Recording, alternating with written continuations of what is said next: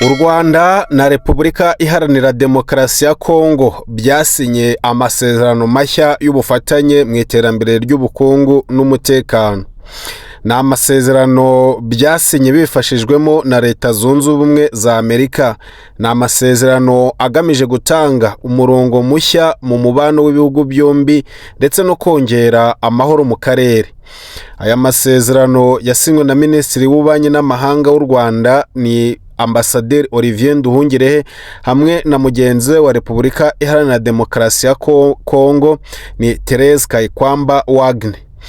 Yashimangiye ko iterambere rihuza ibihugu ari ryo shyiga ry'amahoro arambye. Asubiriye ku masezerano ya mbere Perezida Kagame na Perezida Tshisekedi basinyiye i Doha ndetse n'ayandi yibanda ku kurandura FDLR, gukuraho ingamba z'ubwirinzi z'u Rwanda ndetse no gucyura impunzi. Muri aya masezerano ingingo ya mbere ni ubufatanye mu mishinga y'ingenzi y'ubukungu, aho ibihugu byombi byemeje gutangira imishinga ikomeye irimo ingufu. Muri ibi bijyanye n'ingufu harimo kubaka no gusaranganya amashanyarazi binyuze mu mishinga ikora ingufu ishingiye ku gishushanyo mbonera cya African Union. Harimo gushyira imbaraga mu mushinga wa Rusizi ya kabiri uhuza Kongo, u Rwanda ndetse n'u Burundi. Harimo no gucukura gazi metani mu kiyaga cya Kivu ndetse no kuyibyaza amashanyarazi. Hanarimo kandi gushaka andi mahirwe mu ngufu zisubira cyangwa mu ngufu nshya za nucleaire nto zigenewe ibikorwa remezo by'ingenzi. Ku bijyanye n'ibikorwa remezo by'ubwikorezi n'itumanaho harimo kubaka imihanda, hakabamo kubaka ibyambu n'ibibuga bikorerwamo ubucuruzi hamwe n'ubwikorezi bwo mu kiyaga cya Kivu. Harimo no gushyira imbaraga mu buhahirane ndetse n'umushinga mugari wa gari ya moshi. Harimo no gushyira imbaraga mu buhahirane ndetse n'umushinga mugari wa gari ya moshi wa Lobito Corridor ufashwa na Amerika.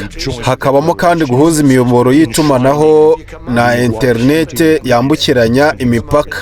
Ku bijyanye n'ubucuruzi bwambukiranya imipaka harimo gushyiraho uburyo bw'ikoranabuhanga bworoshye kwandika abambuka imipaka n'amakamyo y'ubucuruzi. Hakanabamo korohereza abikorera binyuze mu masezerano nka COMESA, CPGL, EAC ndetse na AFCFTA. Ingingo ya kabiri ni ubucukuzi bw'amabuye y'agaciro, aho u Rwanda na Repubulika Iharanira Demokarasi ya Kongo byiyemeje gushyiraho amategeko ahuriweho arwanya ubucukuzi ndetse n'icuruzwa ry'amabuye y'agaciro ikorwa n'imitwe yitwaje intwaro. Byiyemeje kandi gukorana mu gushakisha no gukurikirana mu butabera abafasha imitwe nka FDLR. Byiyemeje kandi kubaka inganda zitunganya amabuye y'agaciro ku mpande zombi no guteza imbere uruhererekane nyongeragaciro kuri gasegereti, tantalum, orufuramu, niyobiyumu ndetse na zahabu. Byiyemeje nanone gutangaza raporo zihoraho ku mpushya n'ubucuruzi bw'amabuye kugira ngo habeho umucyo. Ibi bihugu byombi ku bufatanye ndetse na Uganda bizasubukura imicungire ya parike y'ibirunga, Virunga ndetse na Gahinga. Bizasubukura kandi iterambere ry'ubukerarugendo rusaranganya inyungu ku baturage baturiye pariki. Ruzasubukura nanone guhangana n'ibyaha by'amashyamba, ubucukuzi butemewe n'ubushimusi bw'inyamaswa. Nanone kandi buzahangana no kurebera hamwe uburyo bwo korohereza abakerarugendo kwambuka impande zombi mu buryo bwizewe. Ingingo ya kane y'amasezerano ni ubufatanye mu rwego rw'ubuzima. Hakaba harimo kuzamura imbaraga mu gukumira no kurwanya ibyorezo byambukiranya imipaka.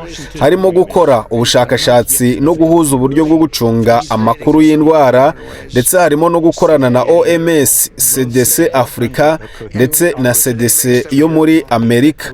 Muri aya makuru kandi reka nkubwire ko Minisitiri Nduhungirehe yasubije ku bibazo by'umutwe wa M23 ndetse n'ibirego ibirego bya leta ya Repubulika Iharanira Demokarasi ya Kongo. Ni mu kiganiro yagiranye rero yagiranye na BBC, Minisitiri Nduhungirehe yongeye kugaragaza ko ibirego bivuga ko u Rwanda rufasha M23 ari ibinyoma bidafite ishingiro, kandi ko birengagiza ikibazo nyamukuru cya FDLR ikomeje guterwa inkunga na guverinoma ya leta ya Repubulika Iharanira Demokarasi ya Kongo. Yagize ati izo ngero zose zireba M23 ntabwo zigomba kwibagiza ko FDLR ariyo kibazo cy'ingenzi kandi ifashwa na leta ya Repubulika Iharanira Demokarasi ya Kongo. Yanasobanuye ko M23 iri mu biganiro na leta ya Kongo i Doha byashojwe n'amasezerano ku itariki 15 Ukuboza ateganya uko ibibazo byayo bizakemuka, birimo ivangura rikorerwa abatutsi b'abanyekongo, ubugizi bwa nabi n'akarengane gakorerwa amoko afite inkomoko imwe n'abanyarwanda, ndetse n'ubugizi bwa nabi n'akarengane gakorerwa amoko afite inkomoko imwe n'abanyarwanda. Yibukije ko Repubulika Iharanira Demokarasi ya Kongo ikomeje kutubahiriza amasezerano yo guhagarika imirwano, cyane cyane kubera ibitero ikomeje kugaba kuri M23 no kwibasira abanyamurenge. Minisitiri Nduhungirehe yavuze ko aya masezerano mashya ya Washington ashingiye ku yandi yose yabanje, kandi ko icy'ingenzi ubu ari ubushake bwa politike bwo kuyashyira mu bikorwa. Yongeraho ko ibyo u Rwanda rukeneye ubu ari ugushyira mu bikorwa ibyo bumvikanyeho. Ku birebana n'umutekano, ni uguhashya FDLR, mu bukungu ni uguteza imbere amahirwe ahuriweho. Ati ibi byose ni intangiriro y'icyiciro gishya cy'ubufatanye bwiza hagati y'u Rwanda na Repubulika Iharanira Demokarasi ya Kongo. These Washington agreements for peace and prosperity must be for our peoples a symbol of an irreversible commitment to turn the page of confrontations and to open a new era of cooperation and sustainable peace throughout the region. All of these people, every one of them were indispensable in forging this agreement. Let me also recognize Senators Mike Rounds and Lindsey Graham. Lindsey, thank you. Mike, wherever you may be, thank you. Thank you, Mike. Representatives Ronnie Jackson. Where's Ronnie?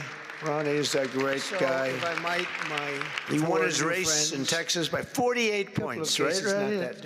So I don't have to ask if he's in any. I don't even have to endorse him anymore. It doesn't matter. Save the paper, right?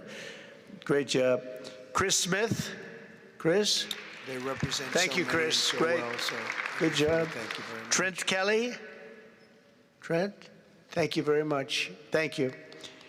And the acting president of the Institute for Peace, Darren Beatty. Thank you, Darren, very much.